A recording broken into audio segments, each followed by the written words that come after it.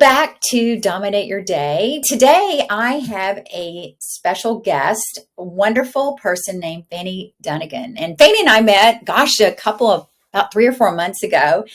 And she was actually leading a workshop on LinkedIn. And she was talking about strengths. And I perked up like, oh my gosh, this is one of my peeps. So Fanny, welcome to Dominate Your Day. We're so glad to have you here. Thank you so much for having me. I'm super excited. Yes. So the reason, Fanny, I just got excited about your story is because you did one of the things that a lot of people think they can't do, and that's reinvent yourself. You took the time to, after being an amazing consultant in the aerospace business and working in technology and project management and change management, all those things, you stayed home with your kids and then you reinvented yourself and came back a whole new Fanny. So, yay. So tell us, Fanny, about your journey, how you stopped off the merry-go-round and took care of your family and then also got back and reinvented yourself. Yeah. And it's funny, like, it's almost like you only see the lessons when you're looking back. Yes. When you're in it, it's just like a muddy pool, right? So that's kind of how I feel these days. But I started off as a civil engineer. I was a big geek and I still remember in college eating mac and cheese and watching Star Trek. So I love that. I love figuring out how things work, problem solving, and did that for 3 years. I was actually in Singapore and helping them with their transit system, looking at models for how to plan for trains and subway systems. And it was tons of fun. And but I started to kind of get antsy. I realized I was more of a people person. And so enough of Excel sheets, I decided to go into business consulting. And so that was probably kind of like my first big reinvention. It took me probably 9 months, but I got a job in Arthur Andersen. If you remember Arthur Andersen. Yes, I do remember. Yes. Before the whole Enron fiasco. And so ended up there. And that's where I got into consulting and change management and doing SAP software consulting for aerospace and defense companies, and love that too. Let me ask you a question, because you came out of college with a degree in civil engineer. Yes. Where did that come from? Was there somebody in your family, or was there somebody, or is there something in your strengths that was kind of liked that building piece, that whole engineering piece? Where did that come from? Honestly, I don't even think I was self-aware enough to know my strengths at that time. Yeah. I think it was purely my dad loved, he was a teacher. So we used to do math drills with flashcards. So that probably got me into loving math. And then in my senior year of high school, this female engineer came to, I still remember it, in our library at high school, and talked about a career in engineering. I was like, holy smokes, engineer. I didn't even know that existed. I didn't even know that job existed, right? And I still remember my mom thinking I was going to be on a construction site with a hard hat or something. I'm like, no, Mom, there's a lot more to it. And so I always credit this, I don't even know her name. I always credit this random female engineer that came to our high school and talked about what it was like. And I don't even remember the details, but I remember it sparked this interest in me. I'm like, that's what I want to do. I get to apply my math, and then I get to figure out how things work. And so that's how that came about for engineering. But then you got that kind of excavating in your heart about, I want to do something with people, right? The human relate. So then you got into the consulting. Yes. And again, there's so many people along the way that helped me. I didn't even know there was a world of consulting, right? I just thought corporate job, you just go and then do the work and climb the ladder and that's it. And then I started to talk talking to a variety of people, and they told me about the world of consulting and being able to be on different projects for different clients and learning different industries. And I still remember my first consulting job was for Singapore Airlines. So Arthur Anderson was helping with the change management for this software that was being put in SAP into Singapore Airlines. And so I remember every day, like being able to walk past the hangars where they were maintaining the planes. And then from there, like, you know, got to work with a lot of their maintenance crew. And it was so like, it was a thrill. I was in my 20s and being able to learn. And it was extremely hard because I didn't know the software. I didn't know the ins and outs of consulting. And there were some tears in bathrooms, you know, when I couldn't figure things out. I'm like, I'm way over my head. And, but, you know, you persevere and came out. And so did that for almost like 10 years, eventually moved back to the US, met my husband in Singapore, who was an American. And that's when we decided to have some babies and be a mom. And that's when I realized I couldn't be a consultant and a mom and have my sanity.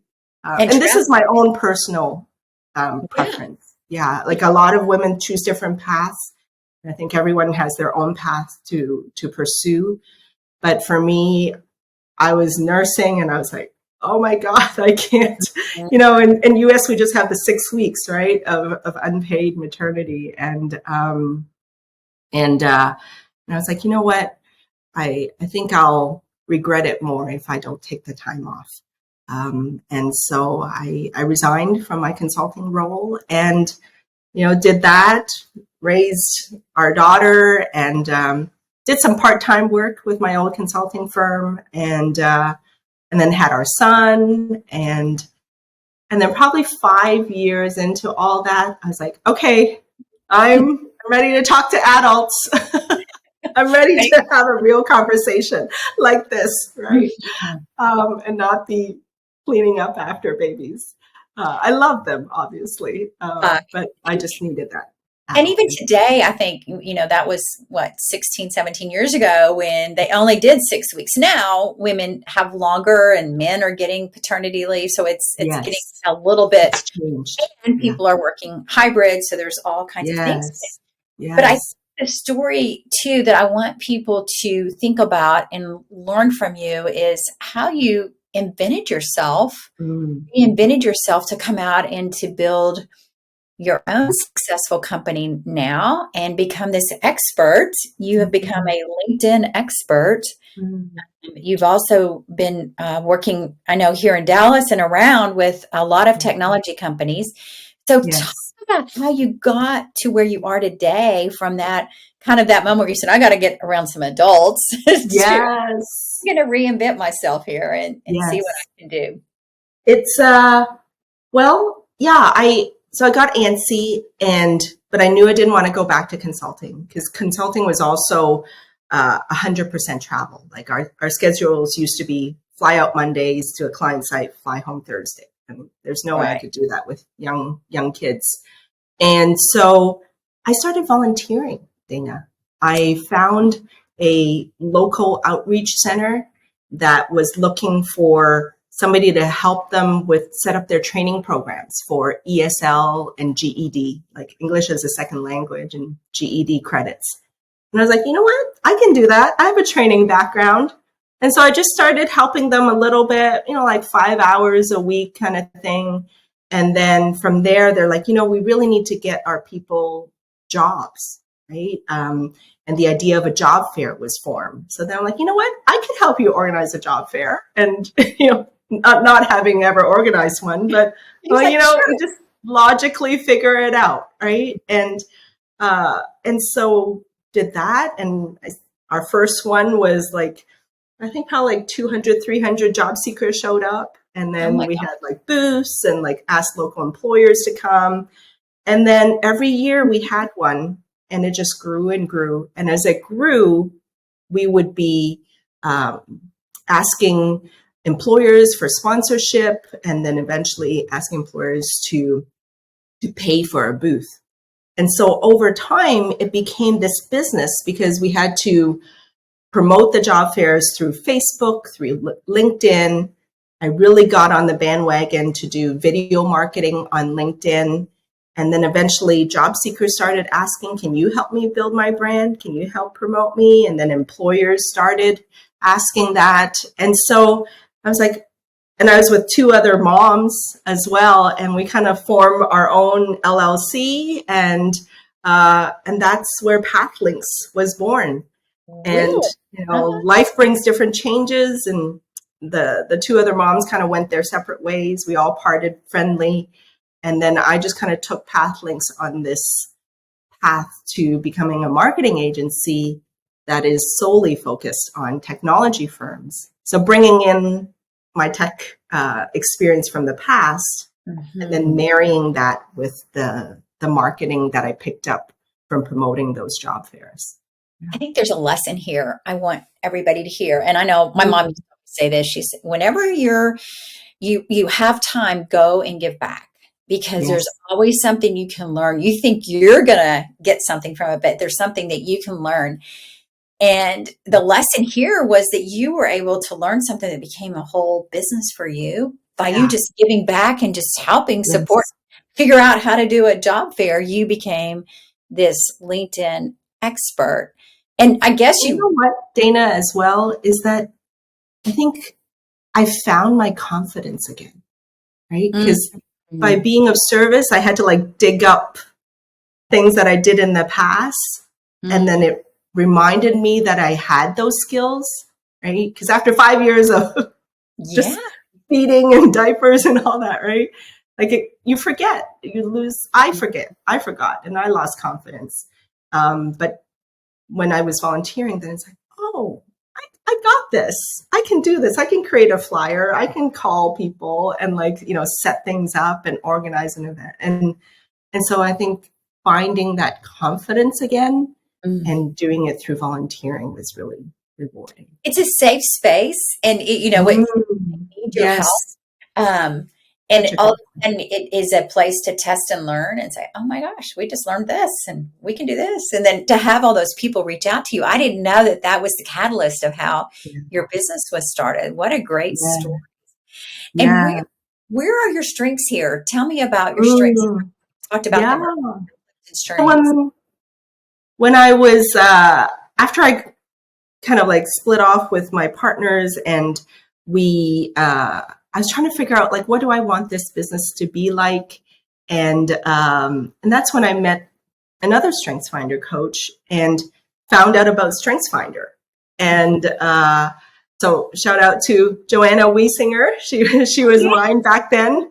And and so I paid for a few sessions with her to kind of figure out my strengths. I did the whole top 5, and actually she gave me a mug. That's cute. Okay, there we go. Connect. Got my 5. Includer, relator, responsibility. Okay, and there's your positivity. I saw your positivity the minute you came in the room. I was like, oh, she's just going for it. I love it. I loved it. And you brought so much energy too. And now you're speaking. Besides, once you got your strengths and you kind of learned that, and then you started building your business, how did you get into the niche of technology? So many coaches, so many consultants think they have to try to serve everybody. And we're like, no.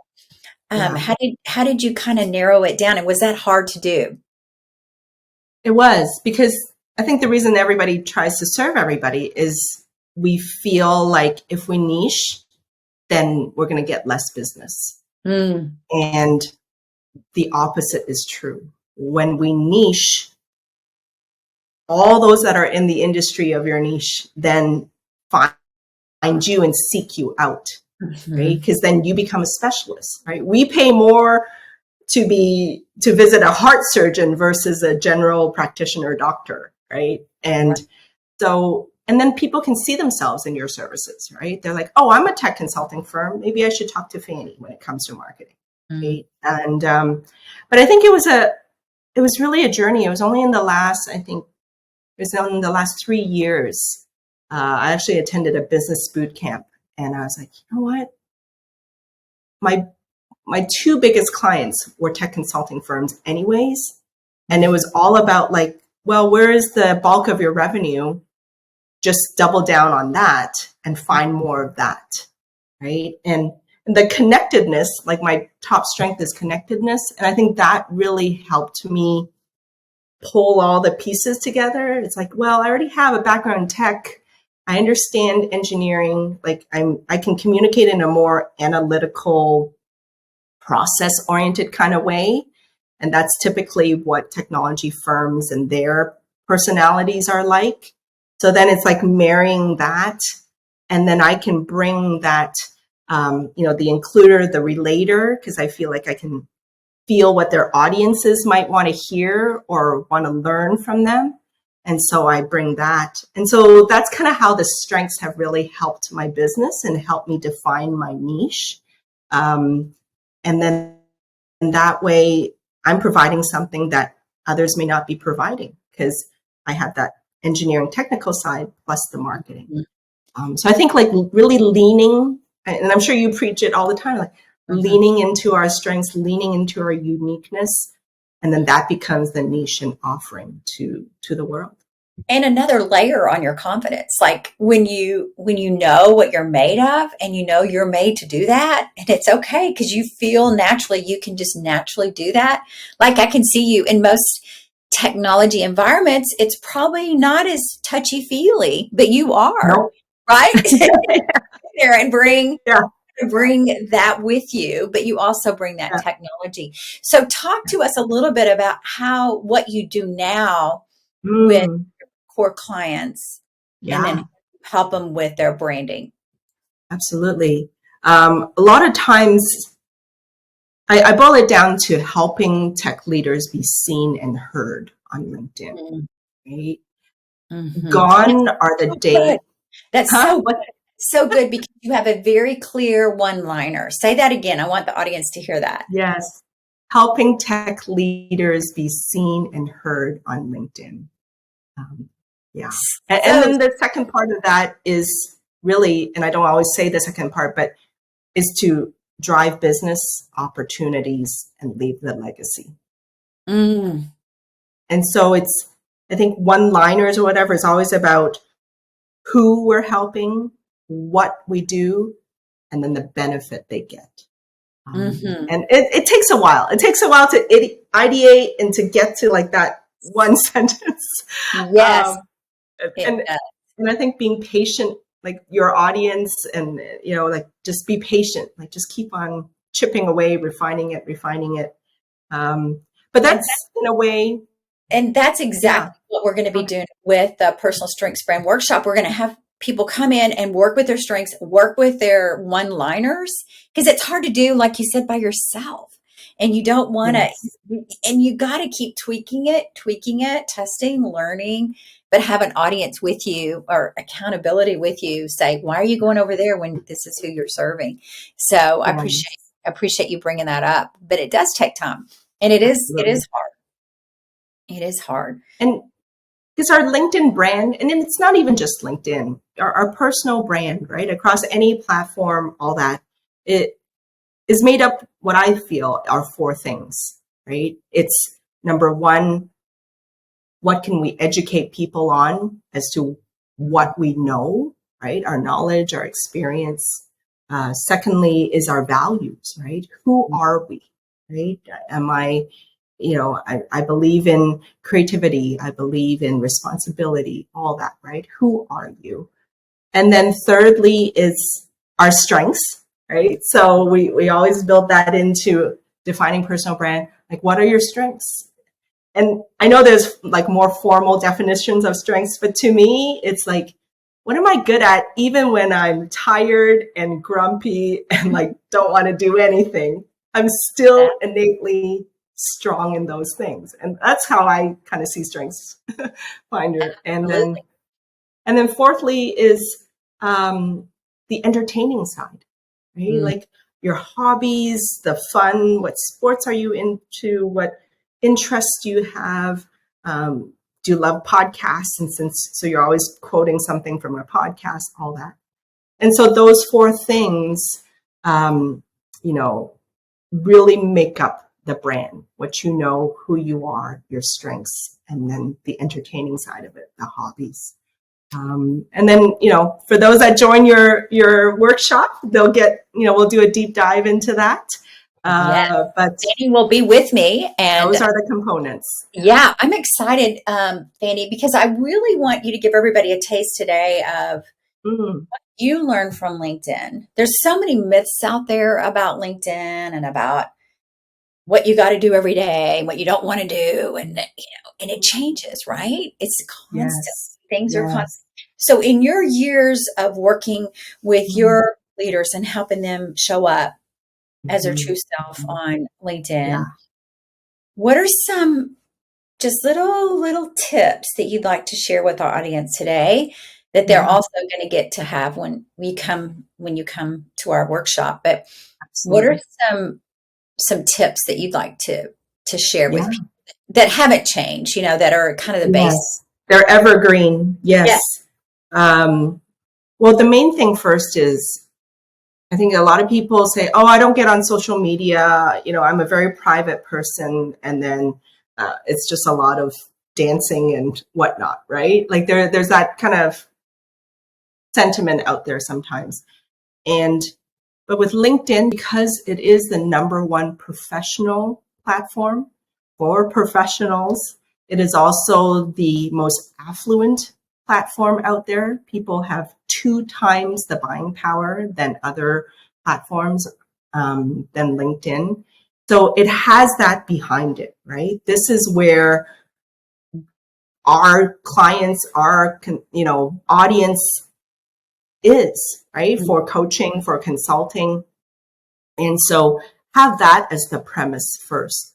And for those of you out there, try Googling your name.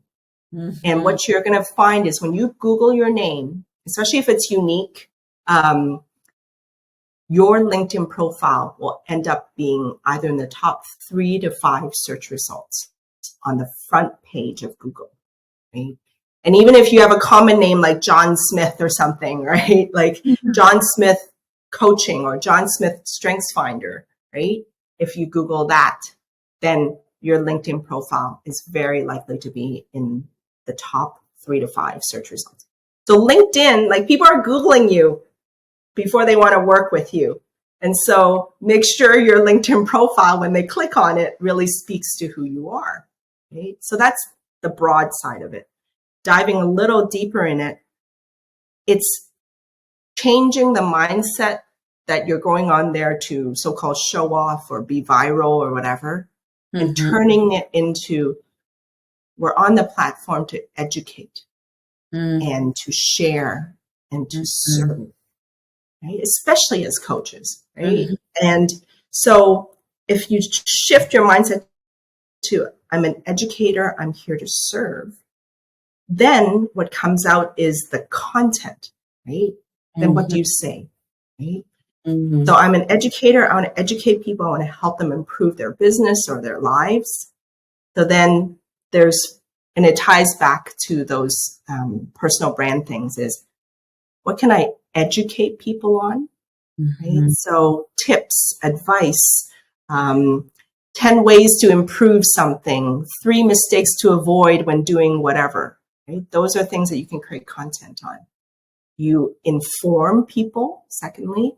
That's when you promote events or conferences or come join my workshop, right? Go join Dana Williams' workshop, right? Like all that, right? You're informing people about a date or time or something that's happening. Thirdly, you want to inspire people. Stories touch us. Stories motivate us. Stories inspire us. And then we take action, right? And so sharing your stories, sharing mistakes and lessons you learned, right? And quotes, right? There's tons of, whenever an inspirational quote comes up, you can post that as well. And then the final one is that hobbies, right? Entertaining. Right? Now and then, like hold up your mug with your strengths or whatever kind of funny thing, right? And then you tie it back to your business, right? Tie it back to something you did. So I love to travel. Like that's a huge passion of mine. So I recently went on a trip to Japan and I took a lot of pictures of like different signages in Japan and like how like Tokyo is like just a mess of signs, right? I'm like, do you want your brand to be like glaringly loud? That's okay if that's your personal style. Or in Kyoto, it's like these quiet streets with like wooden shutters and like just a tiny red lantern. Right? And then so I tied that to, do you want your brand to be more subtle? Right? And it doesn't matter. There's no right or wrong. It just depends on what your personality is and probably what your strengths are. Yeah. And so like I tied a travel thing to a branding thing. And so that's the entertaining side, right? Tying, you could be into football and you talk about how football ties to leadership coaching. And so that's kind of the 4 core pillars of content on LinkedIn: educate, inform, inspire, and entertain. And I would probably put about 55% or half of all your content to educating, and then the rest spread out across the other 3. What was the number you shared with us of the amount of people on LinkedIn and the amount of people? I mean, I was like, wow, that's huge. LinkedIn has 1 billion global users and only, I think, 0.4% post on a weekly basis. And then you and I that are in Dallas-Fort Worth area, I think there's, I don't have my exact number, but only about, I think, 4% of people actually create and post content in the Dallas-Fort Worth area. However, people that actually pull their phone out and just scroll, and what I call the lurkers, right? That's 47% of people. Wow. So imagine 47% of eyes and people watching, and only 4% are creating the content. So the demand for learning and content is significantly higher than this like supply of content. So if you're out there, you become top of mind. We want to be top of mind. So the next time they're struggling, they think of you first. Not everybody's ready to buy immediately. I think the statistic is like only 95% of people, or 95% of people are not ready to buy from you. Right? Only 5% are ready to like, let's close it, buy from you now. But we're nurturing that 95%. Right? We're just dripping little pieces of content into them until they feel a certain pain. They're ready to change. And then you want them to think, I keep on seeing Dana's content everywhere. And I'm struggling with defining myself and figuring out what my strengths are. Dana, that woman I always see talking about StrengthsFinder. I should call her. You know, it's interesting. I think about the math of this, and I think so many people see it and think, oh, that's just too complicated. And I know we've got people that listen that are right now in the corporate world that want to build their personal brand, but you're working with them, probably a lot of technology leaders, but there's other leaders in other segments, other industries. And I see so rarely few leaders out there talking on a regular basis on LinkedIn. And it's probably one of the simplest things you can do, not because you want to go start your own business, but because you want to build your personal brand inside your organization. And I think I look back and think, why didn't I do that earlier? Why did I wait till I built my business to do that? And I think it's so it's one of my, please, if you're out there in corporate right now, talking about whatever area of expertise you have and just get on a regular consistency, right? Just not just sporadic, but what is a day of the week you can post about your subject matter? Even if it's just once a week, right? Yeah. But you commit to it, right? You say, every Tuesday morning, I'm going to post something, right?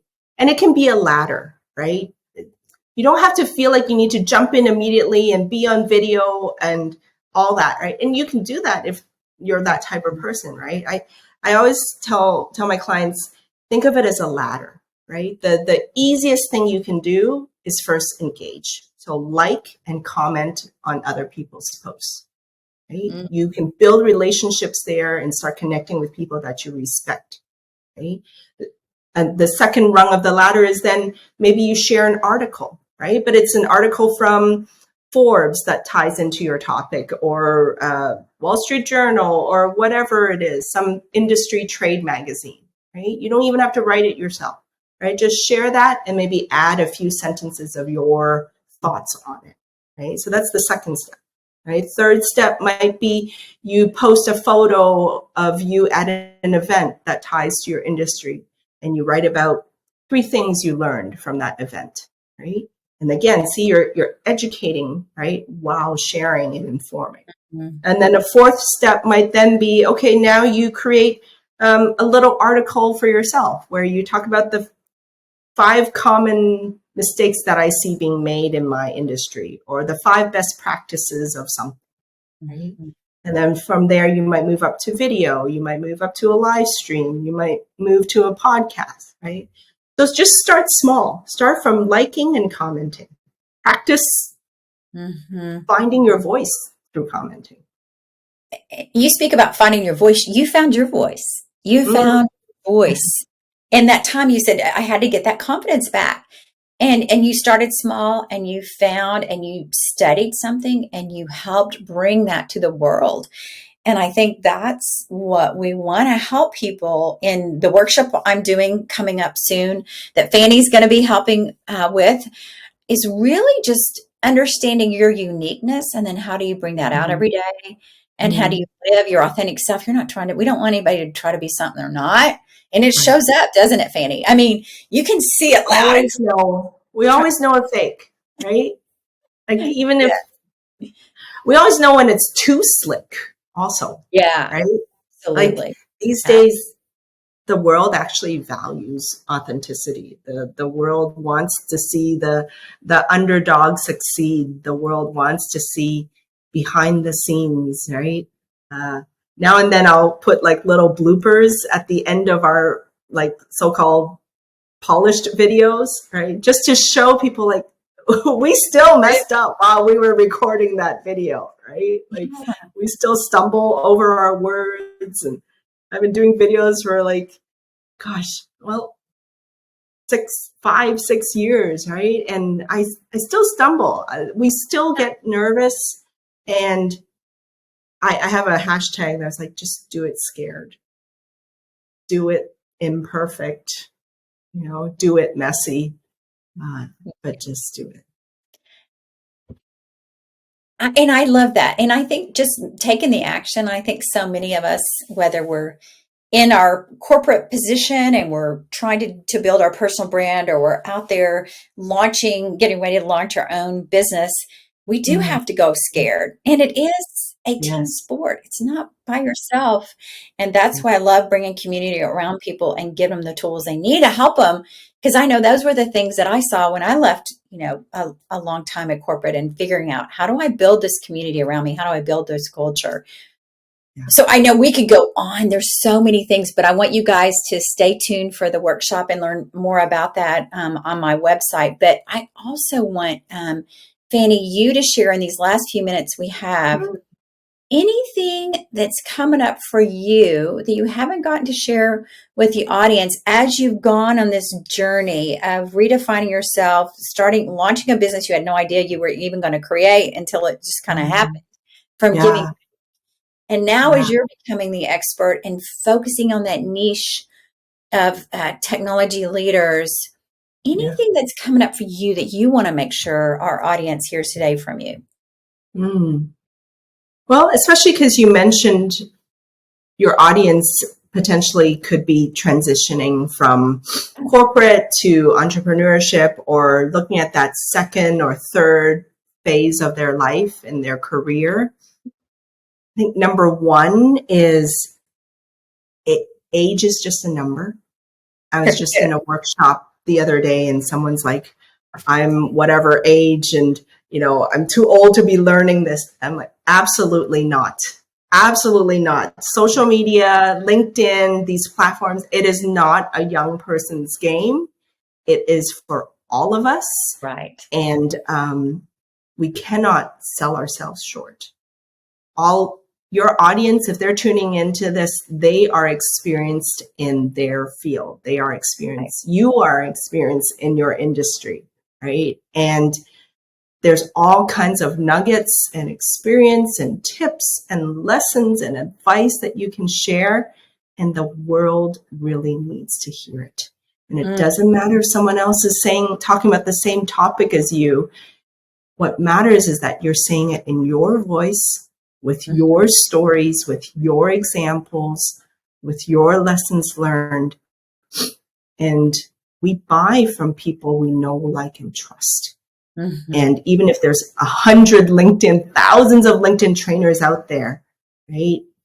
I always remind myself that as long as I show up as me, then they'll want to buy from me. And if I don't resonate with them, then they can go buy from somebody else. And that's perfectly okay. Like, we can vibe on totally different frequencies and not have that working relationship. And coaching is so personal, right? Like we want the coach that we feel that similar energy with, right? And it doesn't matter that there's hundreds of other coaches, thousands of other StrengthsFinder coaches, right? We just want that connection with that person. And so that connection's formed when you show up authentically online. And thank you for bringing up that. I think that authenticity right now in the midst of all the AI, so easy just to go out there and something that's not you. You say, well, I did that check, social check. But like you said, we feel it. And I love your whole message about authenticity. And what is that quote? Is quit trying to be someone else, they're taken, be yourself, because everybody else is taken. And we want you just to be yourself. So I love the work you're doing. I love how you're helping others and how you're using the convergence of your skills of, being able to not only work as a consultant and learn about change management and help with the Singapore airline when you were, and all the different clients you had, but now you're working with the likes of Toyota and other people here in Dallas that are amazing, that have reached out, and people that are reaching out to you. I do want to clarify that I spoke at Toyota. They're not a client. Yes. But they still reached out to you to come and speak, right? To share. As part of a conference. Yes. Yeah. And I think that's the thing. That's a brand. They reached out to you to speak as part of a conference, to share your knowledge. And that's what we want. We want you, each of you listening, to know what your unique talent is and use it every day and use it authentically. So whoever calls, whoever the brand is, you're ready to serve. So Fanny, what's the best way that people can reach you? Well, LinkedIn, Fanny Dunagan, the only Fanny Dunagan on LinkedIn. So yes, please reach out. I actually post a lot of content and tips there. I also have a YouTube channel called Corporate Creators. So perfect for your audience. Yes. If they want to visit that, there's a whole playlist of 40 LinkedIn content tips. They're just like 1 or 2 minutes long. And your audience can go and look at that. And that's a great resource to just kind of get started. That's awesome. I love that. Well, I'm so excited to share you with our group, our Personal Strengths Brand Workshop, which is coming up August 29th. And we are only... Sign up, folks. Sign up. We only have 15 people that we're allowing in there, just because we want it to be a small group, and we want people to take action and really boost, whether they're working on their personal brand or they're working on their brand outside of their corporation, just on their coaching. We want you to feel free to join us. So just come to my website, danawilliamsco.com, to do that. Fanny, I love watching you on LinkedIn. I love how you're thank you. Yourself and you're serving. Thank you for all that you're doing, and loved having you here today. So thank you for being here. Okay.